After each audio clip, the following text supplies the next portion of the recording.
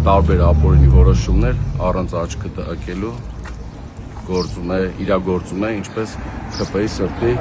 դատավոր, իհարկե ոչ մի դրական բան սպասելի չի, միանշանակ։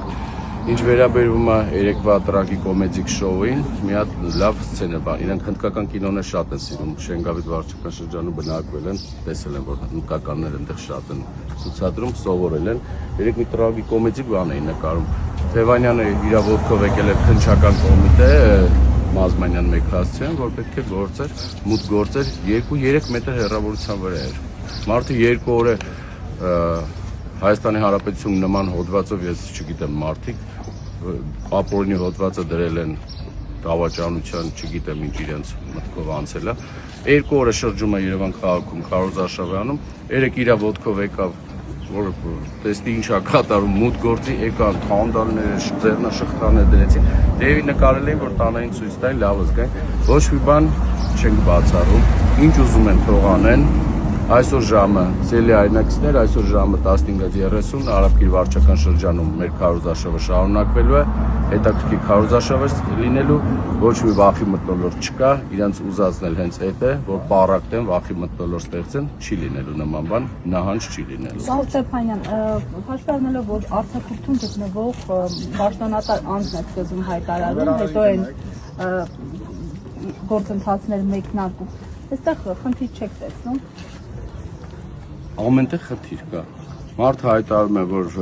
գնացել է արձակուրդի եւ Քարոզ Արշավյանում, արձակուրդու մեջ գտնվող ժամանակավոր կառավարության ղեկավարը հրահանգներ է տալի ապօրինի, իրավապահ մարմիններին, որ գործ կարեն, գործ հարուցեն, իսկ ուրիշ ինչ էիք սպասում։ Քաղաքացիական պայմանագրի միակ հենարանը մնացել է իրավապահ համակարգը։ Ժողովրդի հետ կտրված են, տեսեք Երևան քաղաքի իրենց քարոզարշավ եւ Հայաստանի Հանրապետություն ինչ քարոզարշավն ան կտեսնեն, որ Երևանցին մերժում է։ 23 թվականին է մերժել, իսկ ավելի կոնկրետ հունիսի 7-ին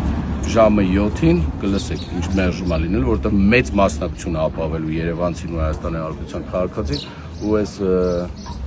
ապիկար իշխանություններին, որը Հայաստանի Հանրապետության գլխին տարբեր արհավիկներ ա բերել, իր պատասխանը տալու է։ Ես դες վստահ եմ։ Պարոն Ստեփանյան, կարծում եք, որ փորձում են վախի մթնոլորտ ստեղծել, որովհետև այսօր նաև իմացանք, որ գրավման համար բազմաթիվ քրեական գործեր են հարուցվել, փաստորեն ոչ միայն քաղաքական գործիչների են կալանավորում, նաև սովորական քաղաքացիների, որպեսզի նրանք ակտիվ չլինեն եւ չսատարեն ընդդիմությանը։ Ես դες հիշեցնեմ, որ 1 տարի առաջ նույն այս ամիսներին, երբ որ Երևանի ավականունիստերի ժամանակ քննադատում ենք, որ քաղաքացիական պայմանագրի 9%-անոց Ավինյանի գլխավորությամբ ինչ ալանթալան է կազմակերպում, ինչ մսխում է գումարները, մի քանի օր ելույթ ես անձամբ ելույթ ունեցա եւ ասֆալտապատման հետ կապված միլիարդավոր դրամների տեղ ցույց տվեցի, որ մսխվել է, մի քանի օր առաջ ինքստիկյան, չգիտես ոնց երկար տարիներ իմ մեքենան, տան պատկանող մեքենան կանգառում էր իմ տան դիմաց, այդ մեքենան այրեցին։ Պատուհանը ջարդեցին, բենզինը լցրեցին եւ այրեցին, անցել է 1 տարի, բացահայտվել է գործը։ Իհարկե ոչ։ Ընթացքում մի հատ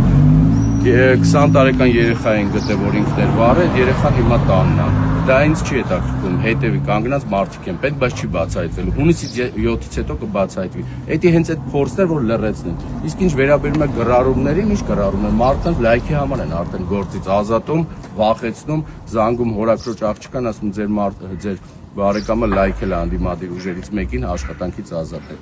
Սա բեսպրիձել է, ժող բաստիոնում արդեն ինչ ասես կատարում է, գիտեք ինչն է, վախը, մեծ մասնակցություն ընտրություններին, քաղաքացիական պայմանագիրը վախի մեջ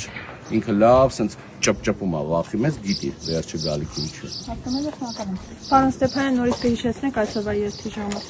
Այսօր Արաբկիր վարչական շրջանում 17:30 Պրահայի այգուց կսկսի մեր հանրահավաքը եւ երթը եւ խոստանում ենք մեր երևանցիներին ու մեր Հայաստանի Հանրապետության բնակչությանը, որ կտեսնեք, որ մեզ ոչ մեկ չի կարողալու վախեցնել, մեզ ոչ մեկ չի կարողալու հետ կանգնեցնել մեր ընտրած ուղուց, այն է